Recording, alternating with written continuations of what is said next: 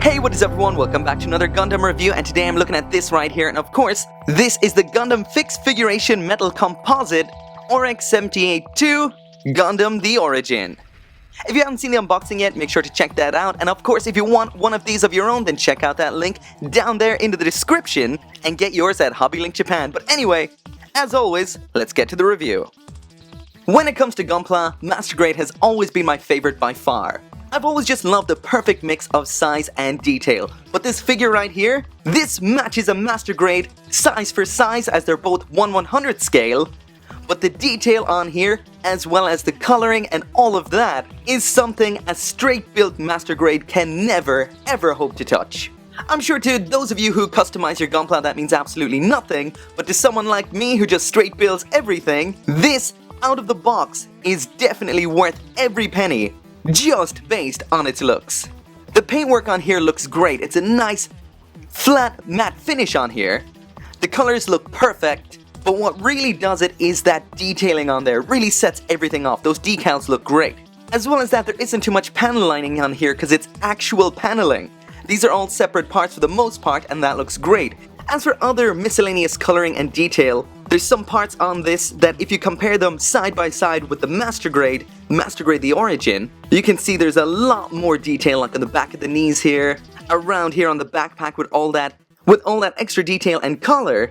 On the Fig Fix right here, really make the ones on the Master Grade The Origin look really garish, especially that yellow. The kind of almost orangey yellow on the figure looks so much better. So there is a very quick side-by-side of the Master Grade with the Fixed Figuration. This is maybe around a year older than this one. I think this is from 2015, this one's from 2016. Besides all the details like I mentioned on the backpack, on the knees, as well as the surface detailing and stuff, as well as the color. And besides what I mentioned already, which was the decals, the color, the extra detailing on the back of the legs, the backpack, etc., the main thing you'll notice is the difference in proportions. What's always been a problem of mine with this kit is these kind of advanced Master Grade hands. They're kind of like the perfect grade hands. They look too big and kind of too awkward from most angles. I'm not a big fan of those, and they're a real pain to pose.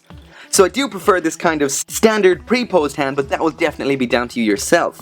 Besides that though, I've always kind of liked the unique proportions, the kind of narrow legs, big flat feet, broad body and shoulders, and tiny head of the Origin Master Grade. I think it kind of adds a unique look to the RX-78-2, especially in poses, not so much when it's standing like this. Just standing in one place, I do think this more traditional RX-78-2 look looks better to me.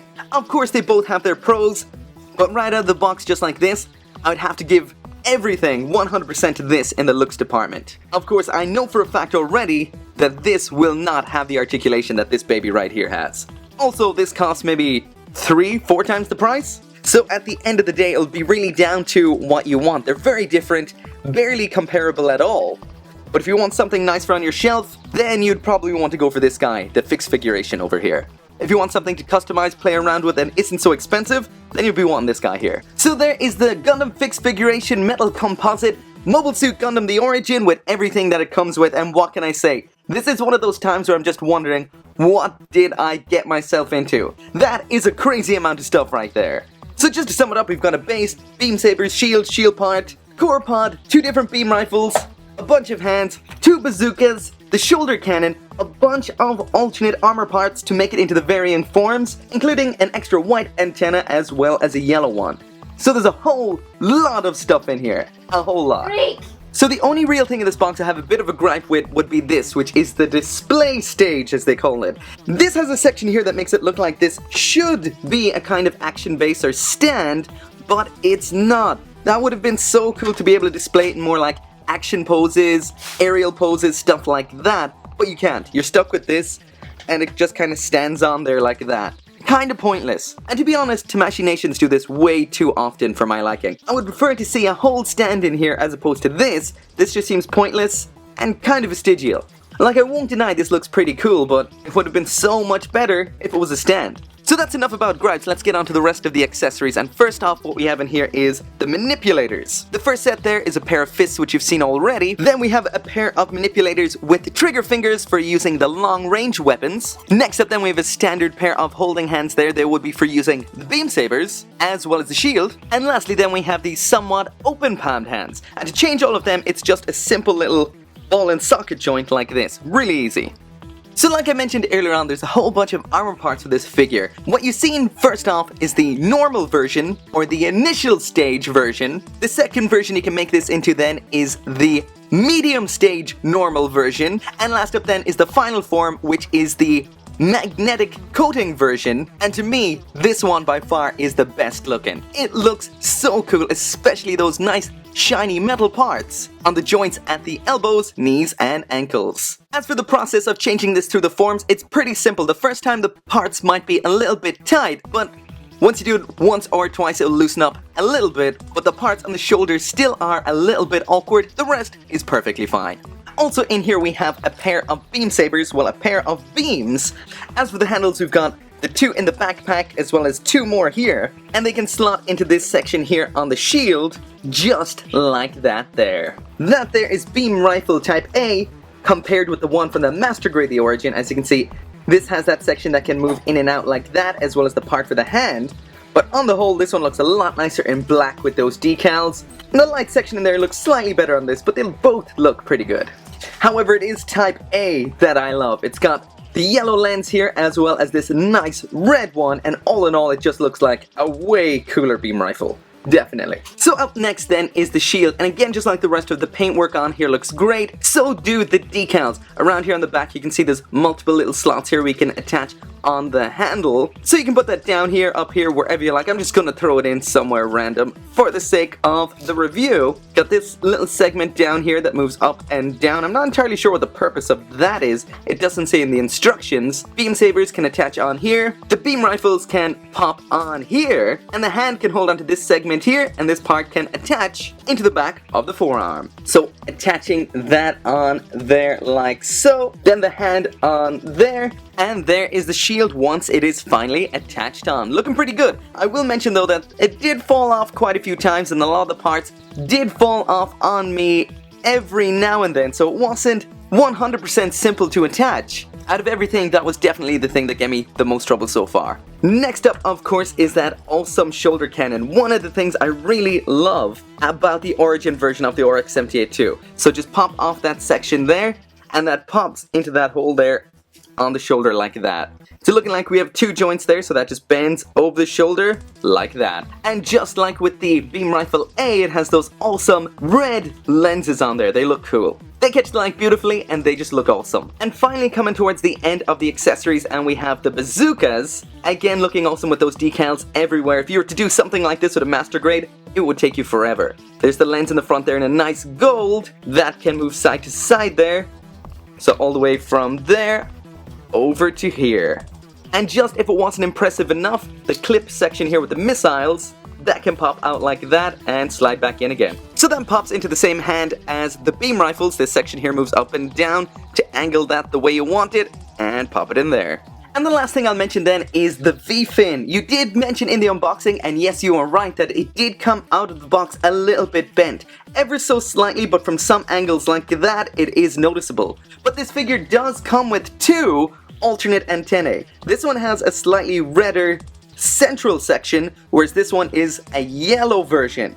In the instructions it says use whichever one you like. To me, I think I would always go with the nice bright red one to match the rest of its face there. Also, it's straight. Personally, I really like the white. It has that cool old school classic look, especially because most Gundams nowadays have the yellow, so this is very nice to see that kind of difference there. But anyway, let's take a look at it with each of those on. So there is the one it comes out of the box with. There is the one with the lighter red. The paint is a little bit rough on this. And last up then, let's pop on the yellow. So it really is up to you to decide which one you like the best. Okay, so moving on to the articulation, and this is something I'm really looking forward to because I look at Master Grades all the time, so I kind of am used to what you're going to get out of those. But this is new territory for me, so let's start from the head down. Okay, so there is the head all the way down to the front, all the way up to the back. That feels pretty good there. I guess From the feel of it, that's going to spin all the way around, and yes, indeed it does. Do we have a little bit of side-to-side tilt in there as well? Very little, but it's there. The shoulder on here is absolutely awesome. This can slide out like that to give you some extra, and that is pretty cool. Very, very nicely done. We've got a little bit of movement up here that moves ever so slightly. Just like you saw, this can move forward at that point, just forward, not back. I can spin all the way around right there, and that feels really good. There's the arm all the way. Wow. Wow. Let's see that one again. So there is the arm all the way up at the shoulder, and everything moves there out of the way, so it can go all the way up. That is absolutely incredible. Incredible. Next up then here, we have some rotation at that point.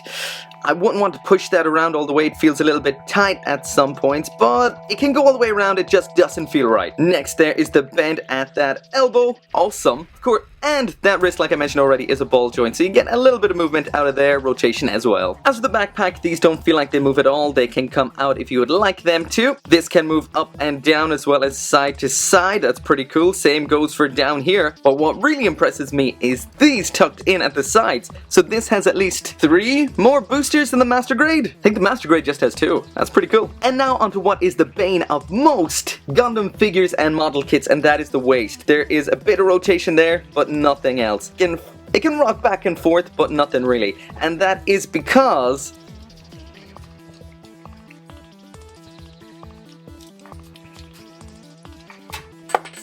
of this down here. So of course, the core pod, which I showed you earlier on, that can tuck its wings forward like this, as well as in there. These little sections push up like that and kind of tighten in, slid into this little section there, and then popped up inside the midsection, slide into this little segment like that. This does warn in the manual that this can destroy the paintwork on here, so be careful about that. If you really don't want to wreck this thing, then don't put it inside. There's no real need, as you can't see it. But no, if you do, you may destroy the paint on there. And once you've put that up inside the torso, that just clips back on like so. And there you go. Also, this figure, just like a Master Grade, has a functioning opening cockpit hatch. Moving along then, we've got the skirting armor that moves up and down just like that. That's the side skirting. As for the front skirt armor, that moves up like so, so just up to the front it seems. I'm guessing the same goes for the rear skirting armor, and yes it does. This little part on the rear, this little section here on the back that flips up like that. Either of the rifles or the bazooka can be stored in there with that, just like so. That's a rifle, and as for a bazooka, there that is attached in there. Okay, as for the leg articulation, there it is all the way up to the front. Towards the top there, it does get a little bit stiff. It may go a little bit higher than that, it may not. I don't want to force it. And there it is to the back, and that's about as far as I can get it before it starts feeling really nastily tight. So it may go up a little bit more, but I don't want to force that one either. And as for